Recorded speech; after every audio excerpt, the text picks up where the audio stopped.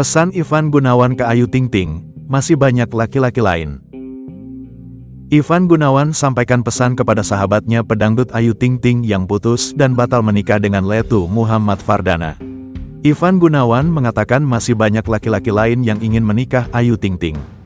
Dia juga meminta sang pedangdut untuk tidak menyerah dalam mencari pasangan hidup. Diketahui, pedangdut Ayu Ting Ting menjadi sorotan usai batal nikah dengan kekasihnya Letu Muhammad Fardana. Padahal keduanya telah menggelar prosesi lamaran. Kabar putusnya hubungan asmara Ayu Ting Ting kemudian mengejutkan banyak pihak termasuk para sahabatnya. Salah satu yang ikut menanggapi adalah Ivan Gunawan. Ivan Gunawan hanya bisa mendoakan kepada sahabat yang juga sempat dikabarkan menjalin kedekatan khusus dengan Ayu Ting Ting itu. Doanya mau tahu apa?